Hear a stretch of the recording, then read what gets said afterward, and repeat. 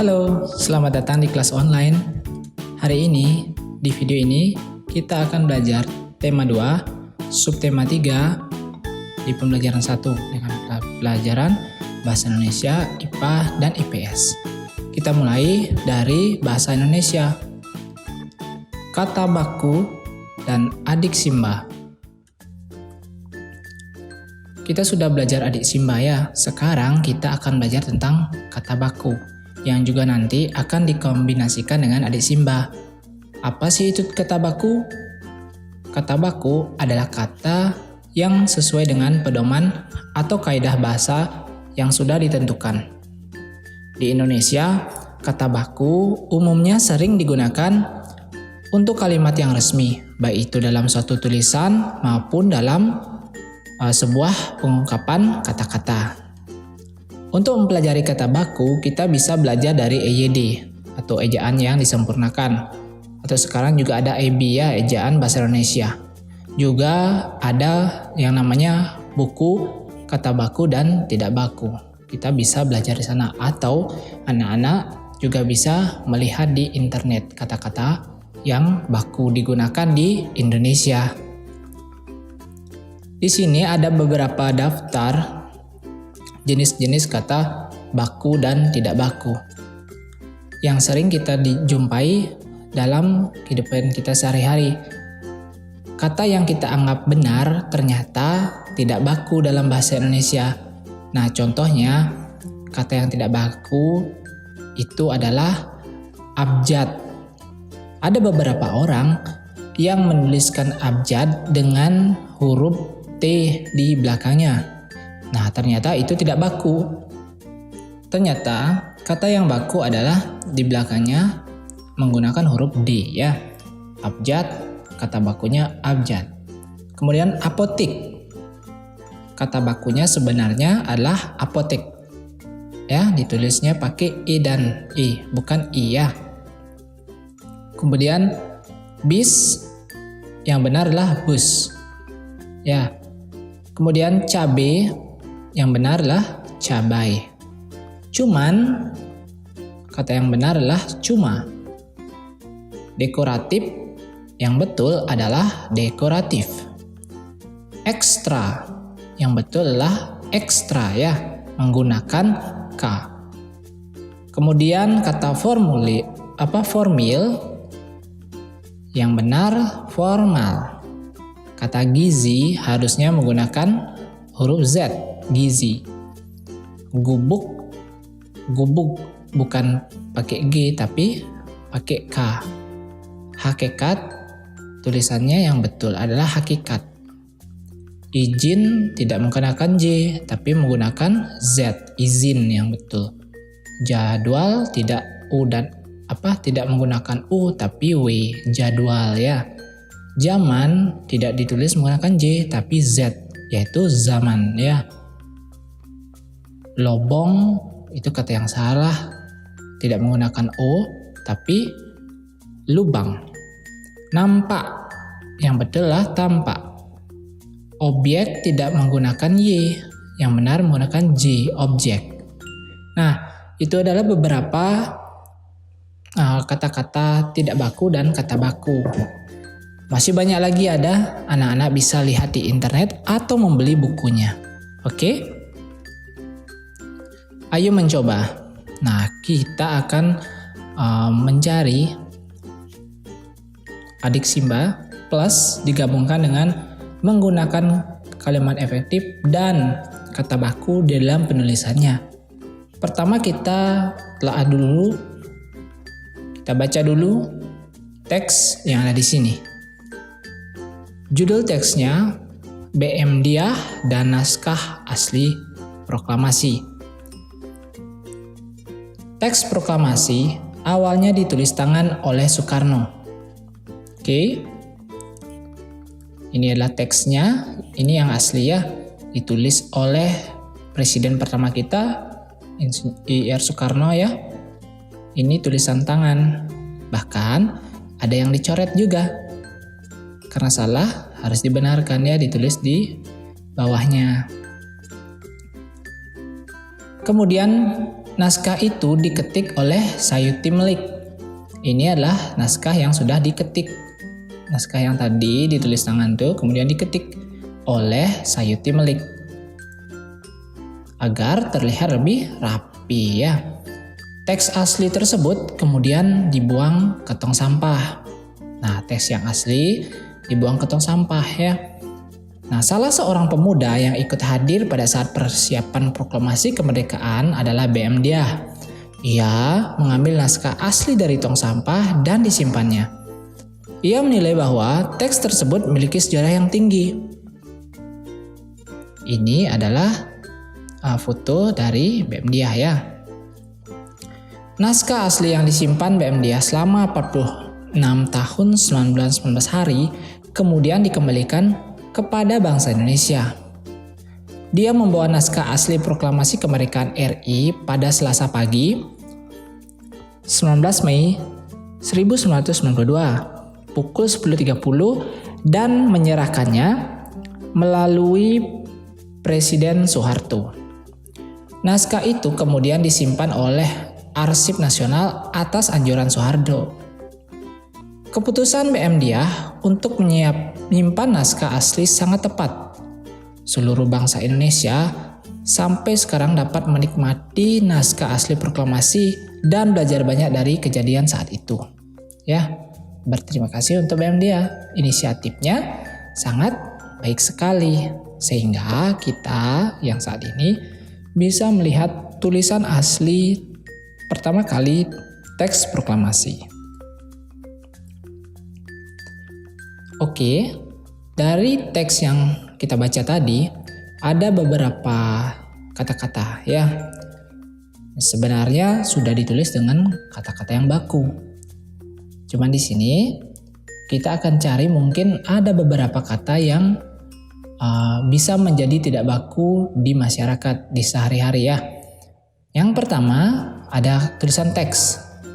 Ada beberapa orang, mungkin bukan anak-anak ya, orang lain mungkin, atau mungkin ada dari beberapa anak-anak yang menulis teks dengan huruf X.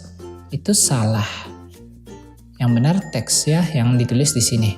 Kemudian ada kata asli. Ada beberapa orang yang menulis dengan huruf E. Asli ya, jadi itu salah. Yang benar yang ini asli.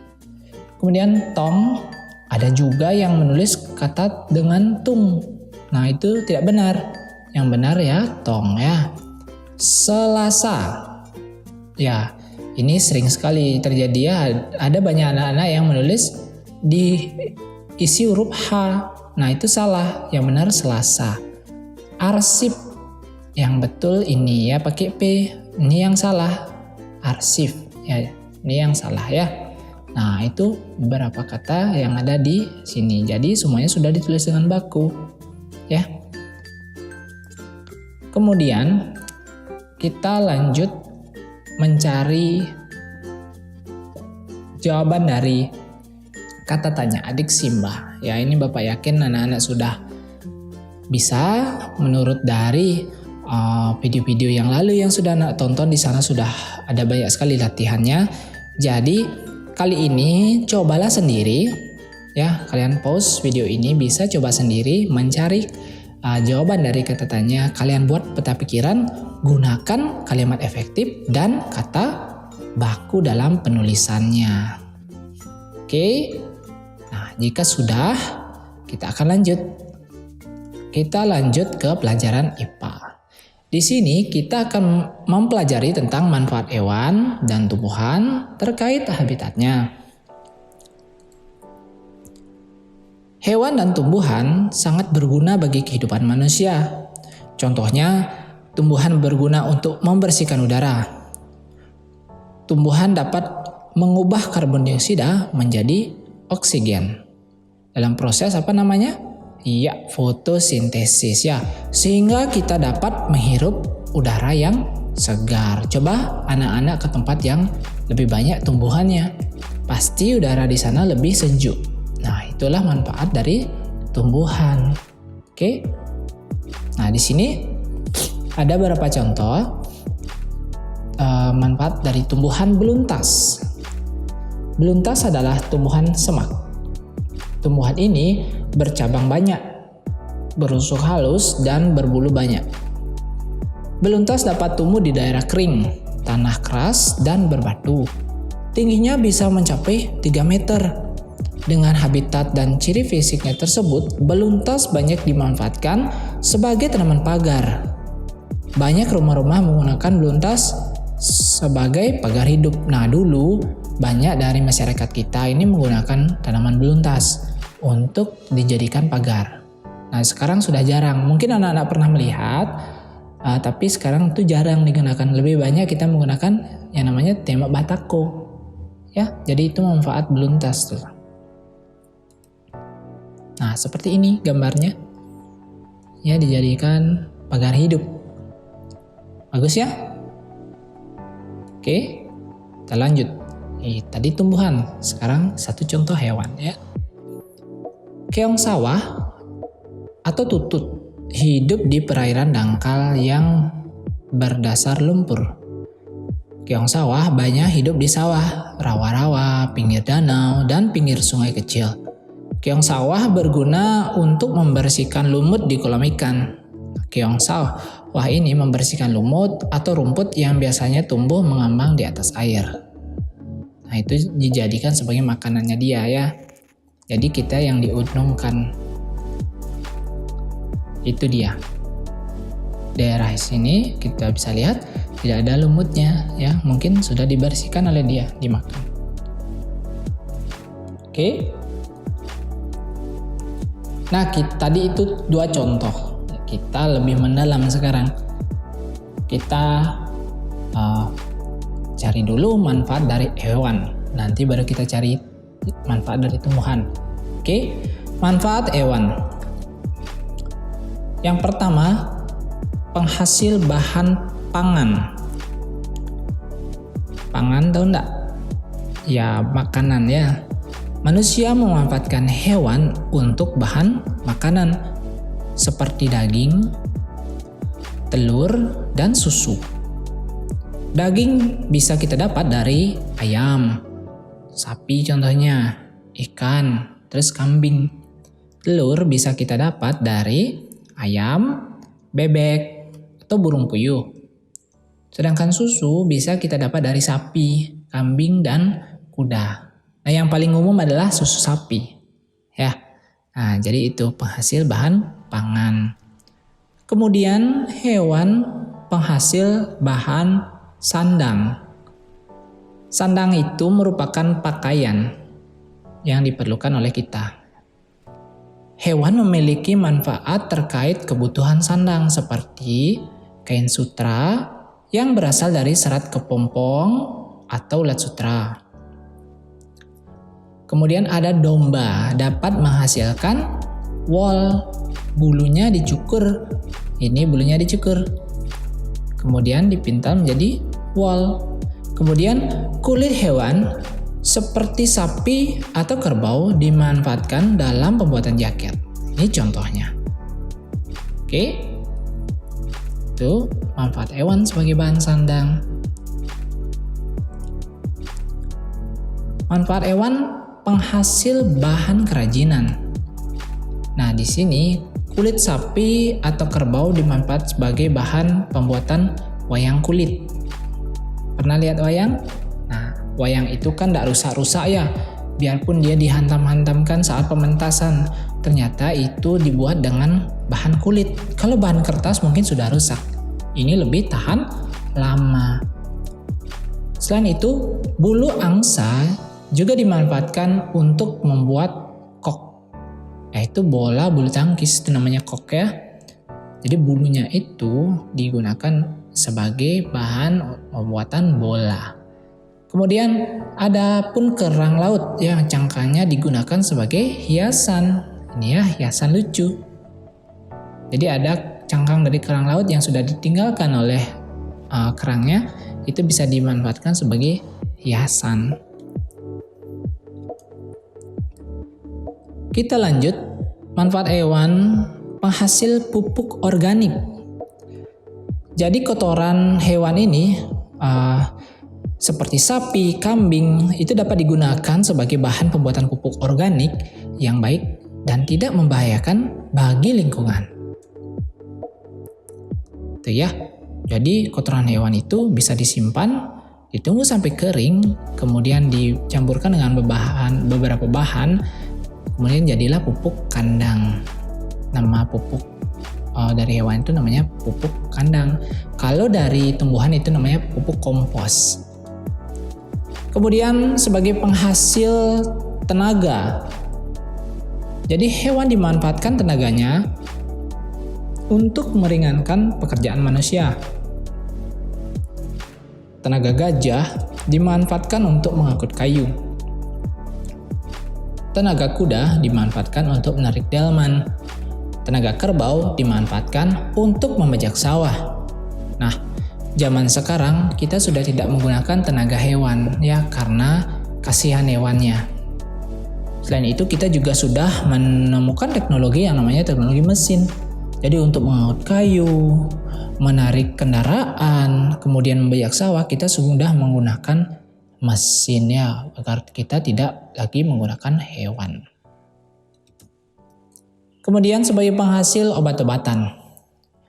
Jadi obat-obatan itu ternyata ada yang berasal dari hewan. Beberapa hewan dimanfaatkan oleh manusia untuk bahan obat. Contohnya bisa ular atau kalajengking. Diambil bisanya untuk diolah dan dijadikan obat penangkal racun. Nah, seperti itu. Kemudian sudah manfaat hewan, sekarang kita bahas tentang manfaat tumbuhan. Sebagai penghasil bahan makanan, tentu saja tumbuhan itu banyak digunakan sebagai bahan pangan atau makanan ya. Bagian tumbuhan yang dapat digunakan untuk bahan makanan adalah batang, daun, bunga, buah, dan biji. Misalkan sagu, tebu dimanfaatkan batangnya. Sagu biasanya dijadikan tepung untuk bahan kue, sedangkan tebu bisa digunakan sebagai bahan gula. Itu ya. Kemudian ada bayam, singkong, kangkung, dan selada itu dimanfaatkan daunnya untuk sayur biasanya. Kemudian ada jeruk, melon, semangka, jambu, mangga, dan apel dimanfaatkan buahnya. Kemudian ada padi, kacang, kedelai, jagung dimanfaatkan bijinya ya. Padi itu adalah makanan pokok kita ya. Bukan padinya ya. Jadi padi diolah jadi beras, jadi nasi. Jadi itu penghasil bahan makanan. Kemudian tumbuhan penghasil bahan sandang. Itu pakaian tadi kita sudah bahas.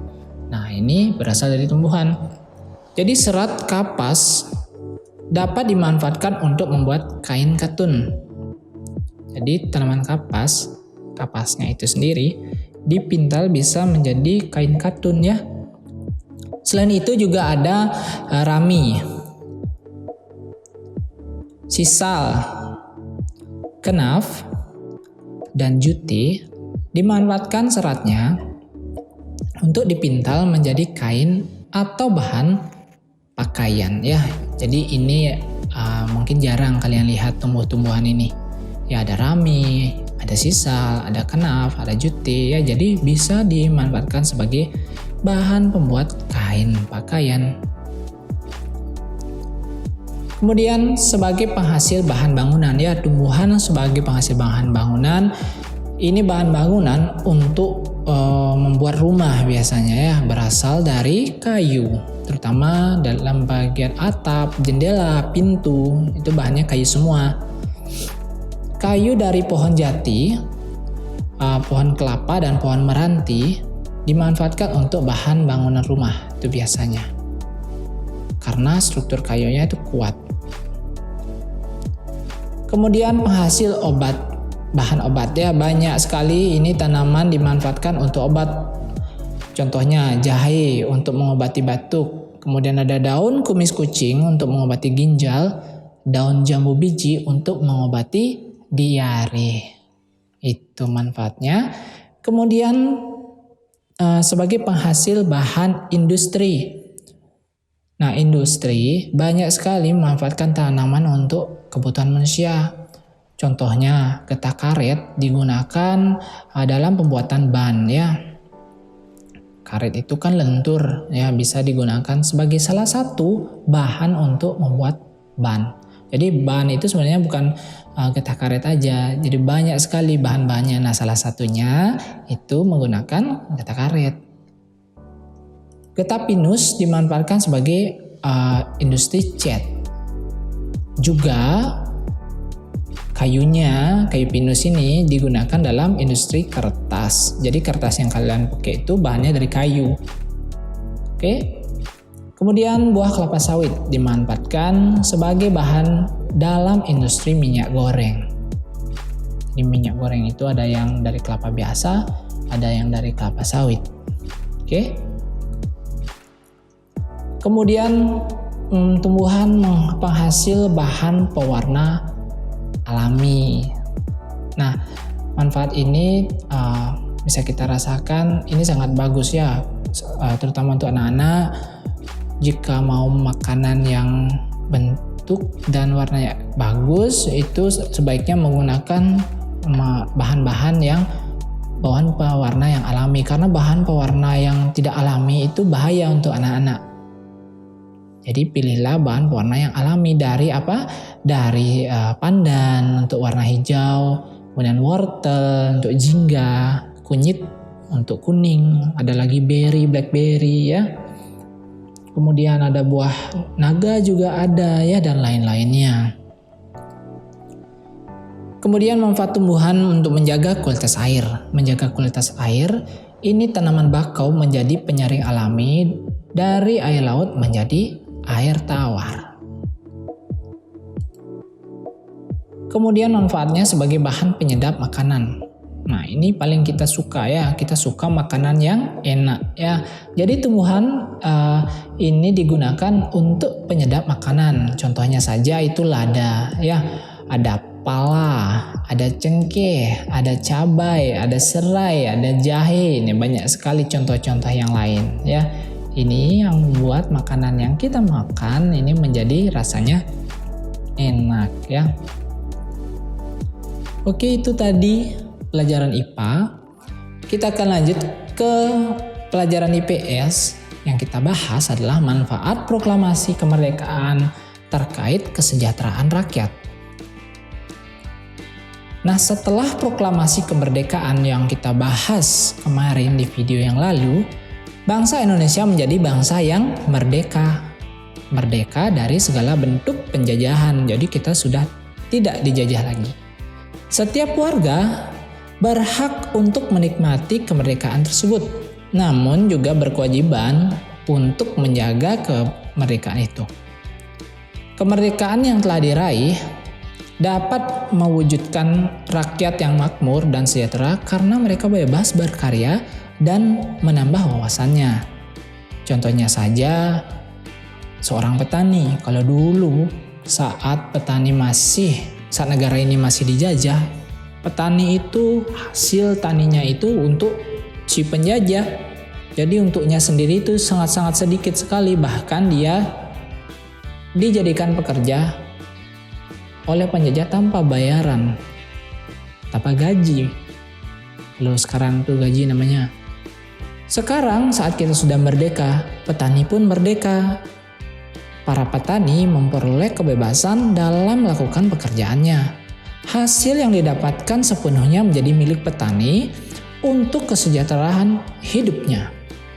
Itu salah satu manfaat proklamasi kemerdekaan. Yang kedua adalah anak-anak sendiri.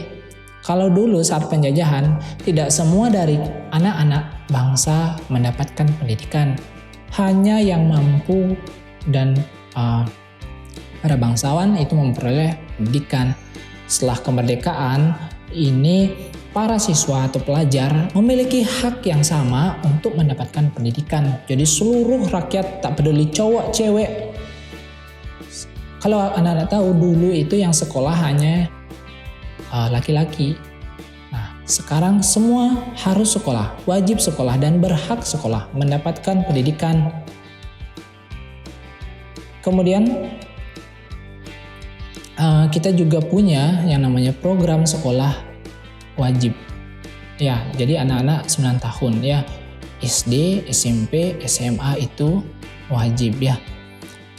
Dari sana anak-anak bangsa itu bebas akhirnya untuk berinovasi, berekspresi untuk mengembangkan kemampuannya dan menjadi generasi penerus demi kemajuan bangsa.